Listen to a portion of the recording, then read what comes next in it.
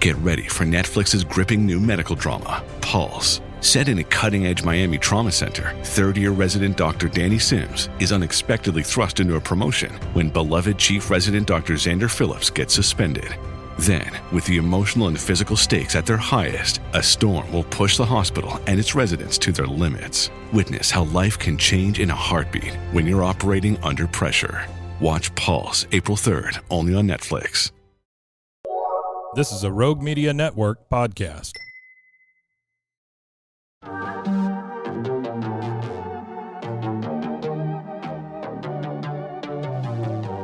Hey y'all, I'm April. And I'm Caroline. And this is your Bloody Happy Hour. Caroline, are you ready for this? This is your newest guilty pleasure. It's the bloodiest part of your week. Did we say something about it also being happy hour? Show did. Because we about to be sipping on some murder. Bloody Happy Hour.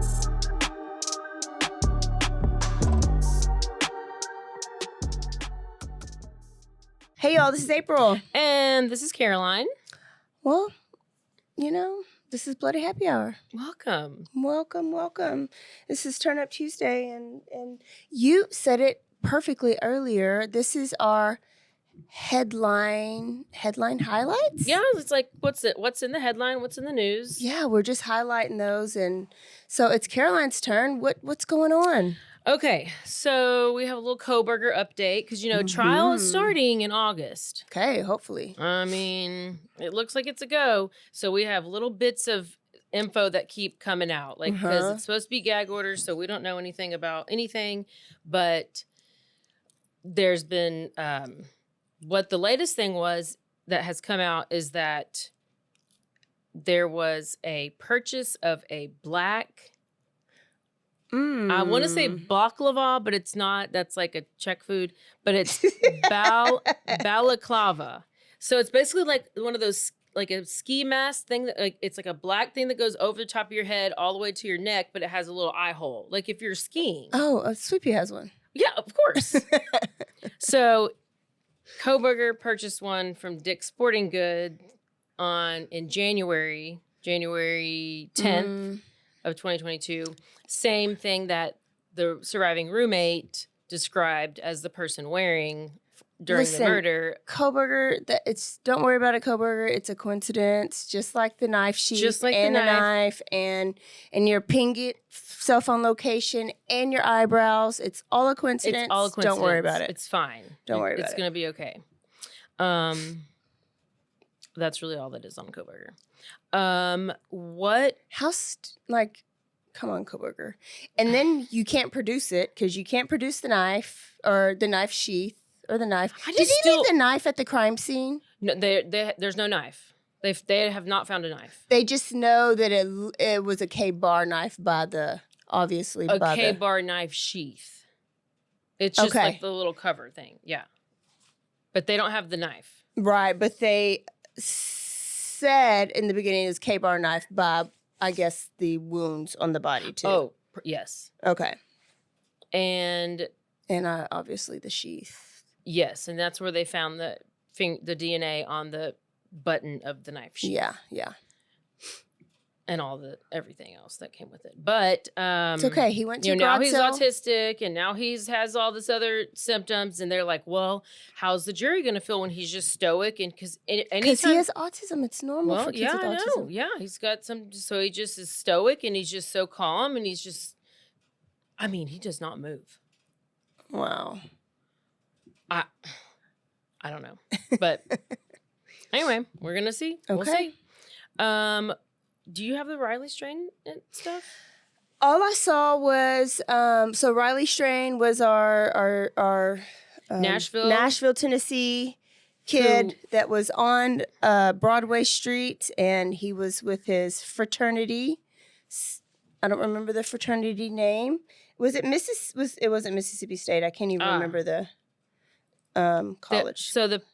I don't know the college either, but the parents have filed a lawsuit against the fraternity. Yeah. Because remember, it was a trip with the fraternity. They do that yearly. Delta Chi fraternity. Family members Riley Strain, University of Missouri student who died in Nashville.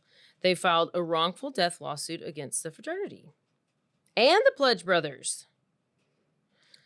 So I don't know how that works. I mean, well, it's a part of the school, right? So it's an entity of the school, and just like these fraternities have been sued for hazing and for alcohol poisoning and for all of that, you're attached to this. You're affiliated with the school, so this is a school sanctioned field trip, so approved and maybe paid for. Sponsored, I don't know. So then your family's trusting you to go with this to the school sanctioned event where people are getting plastered. Mm-hmm. And then your fraternity brothers just let you get plastered and let you walk down Broadway Street by yourself while they kept on drinking and you ended up This says that dead. He texted his friend saying he was headed back to the hotel, but he never arrived.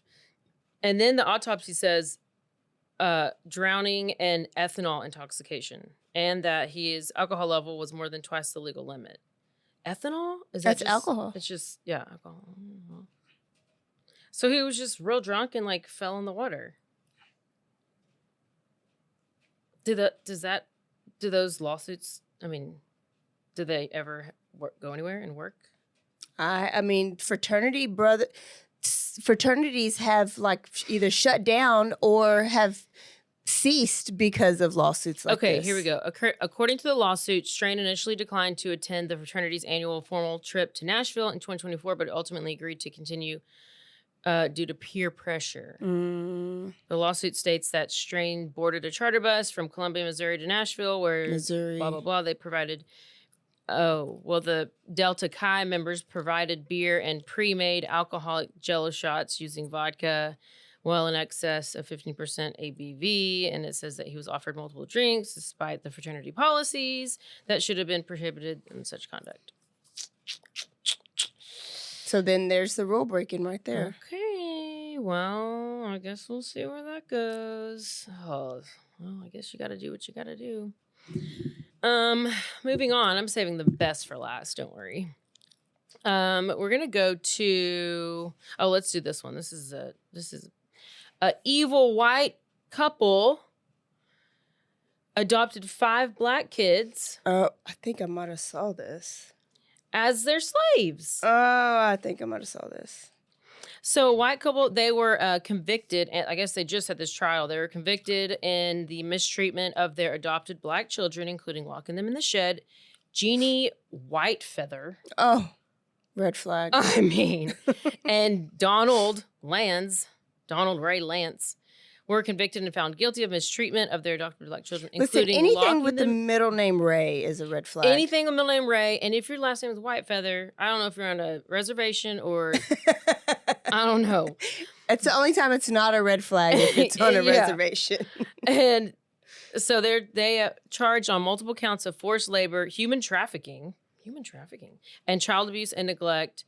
The Whitefeather, the woman, was also charged with civil rights violations based on the race of the 5 siblings. So they're all siblings, 16, 14, 11, 9, and 5. Basically using them as slaves. They adopted the kids and moved to a farm in Washington State in 2018. And they moved back to West Virginia in 2023. But 5 months into arriving there, they were arrested because the neighbors saw the Ray guy lock the oldest girl and the teenage brother in a shed and leave the property. An officer had to get a crowbar to get them out. Inside the main property, the 9-year-old girl was found crying, left alone with no protection from falling. I guess it was like just you're in this loft with no railings. The kids were found in dirty clothes and they smelled bad. And the oldest boy was barefoot, had sores on his feet. Another child was with Ray, I'm going to call him Ray, was with Ray and eventually came home while the officers were there. And that's when they ended up finding the 5-year-old. Then they all went to Child Protective Services, which is not much better, but maybe it is. Last month during the trial, I guess, the oldest daughter, who's now an adult, sued the couple, alleging severe physical and emotional abuse and neglect, which has her scarred permanently. During the trial, neighbors testified that they never saw the kids playing outside and that they watched the guy, Ray Lands, have them stand in line and do chores in the yard, including lifting heavy items. And the neighbors said that the kids mainly stayed inside. The oldest daughter testified that they were forced to use their hands to dig in the ground. I don't know what they're digging for, but use their hands for digging. Also said that they were cussed out all the time, always using racist language. The daughter said that the woman gave her preferential treatment of the youngest child. So the oldest child is testifying, saying that the youngest child got the best treatment. I mean, I don't know what, maybe she fed her food, I guess. But they were mostly fed a steady diet of peanut butter sandwiches at scheduled times, or they got leftovers. They were forced to stand in their rooms for hours with their hands on their head. Like, what is this? Oh, my goodness. The oldest girl and the boy shared a room, and they were forced to sleep on the floor, and they used a bucket to go to the bathroom and held up a sheet for privacy. Gosh. They need to sell the... White Feather received 215 years in prison. Oh, my gosh. And Ray Lands got 160 years. White Feather will be eligible for parole after 40, and the Ray Lands after 30. So in the testimony, she must have been the worst. Or he ended up turning against her. Must have, yeah. Because she got more time. She must have been the worst. She probably, she didn't. And a lot of times, usually the women are. In these like couple abuse situations. But the girl that's suing the parents, she ain't gonna get shit out of that. Like, they're probably gonna declare indigent and they're gonna be in jail. She ought to sue the damn foster care company or adoption agency. You sue the entities that are tied to it. Who knows? Maybe, that's woman, girl, if you are listening to this, woman, young lady, you need to sue them and they can be responsible, because there really should be like maybe some follow-up. I don't know how long they were doing it. So should it be a red flag when a white couple adopts all black kids? Because I have a friend that did that. Do we need to go? And they did move to a farm for a little while. Oh, no. Yeah. You might need to check up on them. Oh, no. Oh, no. I would send the article to him and say I'm coming. Yeah, I think it says evil white couple treated adopted black children as slaves and locked some in the shed. Oh, my gosh. Yeah, you go ahead and send that to her. Let's take a trip to Utah. We have this lady who was secretly plotting her friend's murder for 5 years. Okay. Oh, God. On August 12, 2024, a 911 got a call from a guy who said that his niece was struggling to breathe and she had suffered from major health issues. Her name was Casey Terry. Her nurse, which was also her best friend, alleged, was 47-year-old Megan Sundwall. She spells her name Meggan. Red flag. Oh, too many red flags. I know. Nurse. And a nurse. And she, whenever the uncle was calling 911, she was like, no, don't call 911. She has a DNR. Oh. Mm-hmm. Well, first responders arrived because he'd already called 911. And Megan is over here like, no, don't do anything. She has DNR. Mm-mm. And they're like, They looked around and they saw I don't know if a diabetic needle is a bigger issue than a needle, if a needle and a diabetic needle is different. I don't know, but they saw a diabetic needle, which was a red flag, and took her immediately to the hospital because she was not responding. Oh, because maybe she's in a diabetic coma? Okay, once they arrived at the hospital, they noticed that her blood sugar was dangerously low. It was at 14. And a low reading is 40. Like that's like really, really low. So 14 is like like beyond low. Wow. Okay. And it was the weird thing is that Casey, the girl, was not diabetic. Lordy. She was actually completely healthy.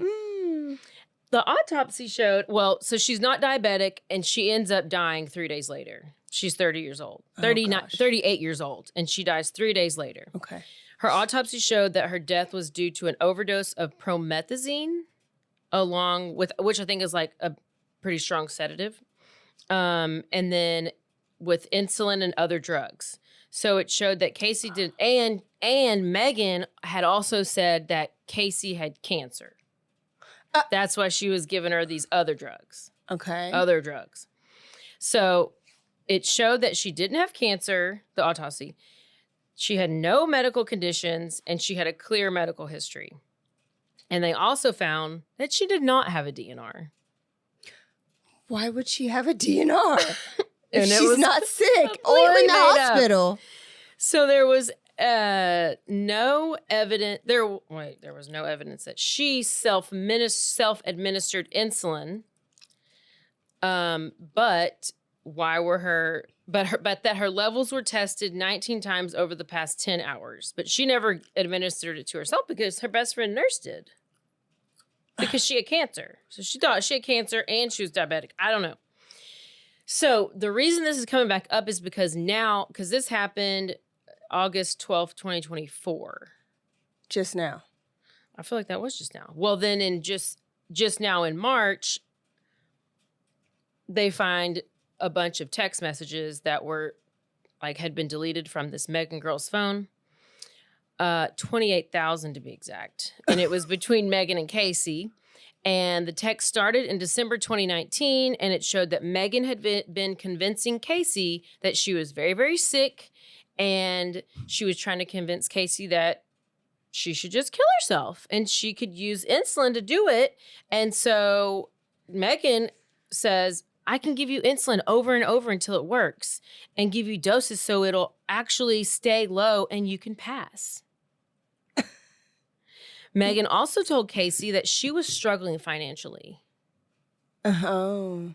And then don't say there's an insurance policy. And she was listed as the beneficiary to a $1.5 million insurance policy that Casey had. And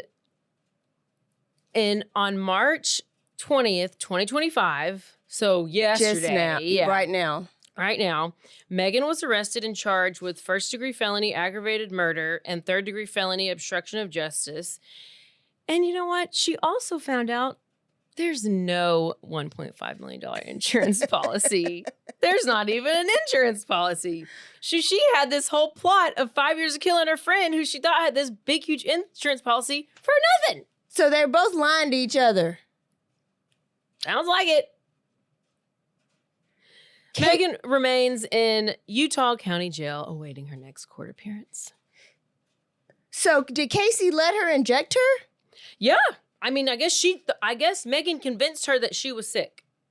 We could probably do that to you, Caroline. Oh, for sure. Oh, for sure. It don't take much. That would not even be a challenge. Don't do it because it would not be a challenge. Do not. Don't even do it. Somebody sent you a pharmacy and you already done ordered all these drugs to this pharmacy. I know. I mean, it helped me get over what I think I had sore throat, strep throat. I don't know. Somebody told you had strep throat and sent you this pharmacy. Nope.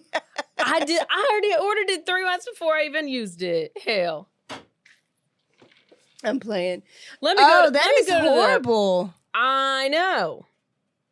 You would tell you what's even worse? Another one? Oh. Sherry Papini. Oh. Yeah. So, in case y'all forgot who Sherry Papini is, which, I mean, it should be ingrained in your head by now. She's out of Southern California, and in 2016, she left her house to go on a run, and she disappeared. So, we had a missing white woman. Mm-hmm. Well, she's married with 2 kids. Husband, everybody's searching for her, searching. About a month and a half later, she shows back up, beaten, bruised. She got a broken nose. Her hair's chopped off.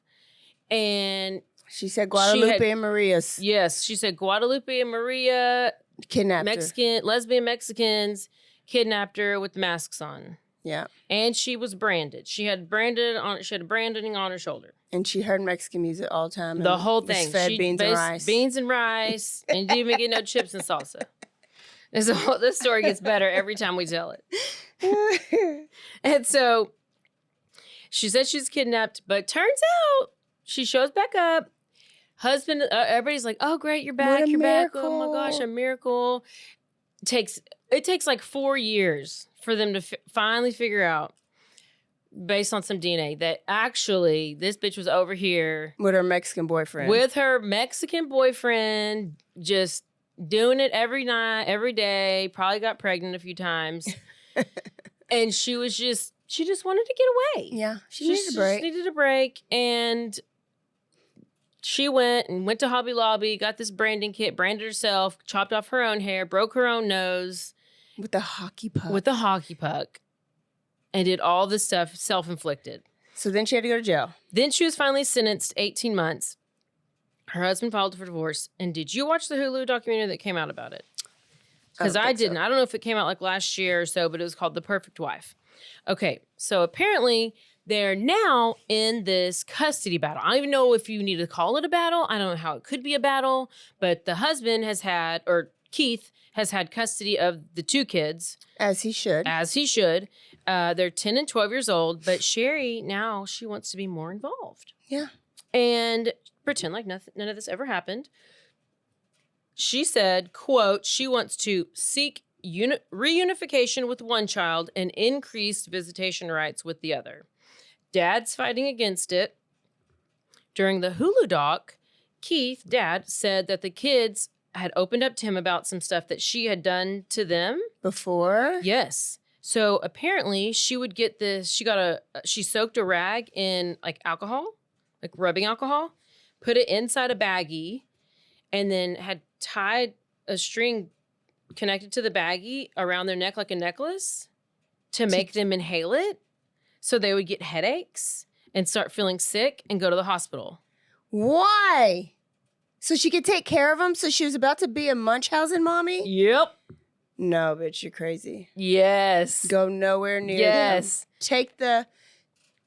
And keep the gun. She's still not being honest with them about what happened because she is crazy. Yeah, she is. And she's just telling her husband that he's living in the past. Or not her husband, Keith. She's living in the past and that she does not want the kids watching the documentary. Listen, she didn't just become crazy either. Miss me with this. This is stupid. I hate her. Why are we even having a battle? Judge. I mean, come on. Don't. Bye. Goodbye. You're done. Made him inhale alcohol. Oh my goodness. What? To get ahead. And she only wants one kid. She only kind of wants one kid, and she really wants the other. Like, what? Which one does she want?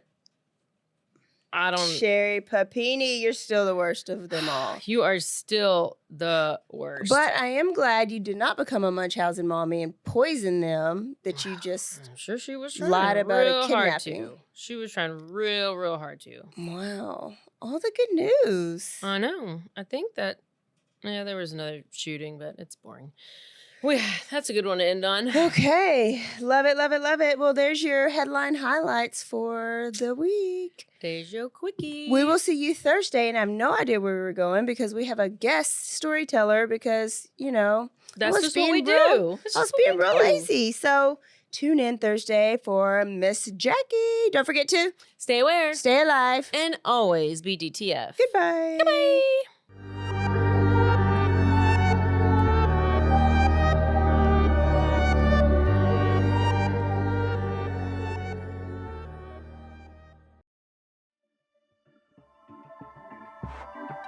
This has been a Rogue Media Network production.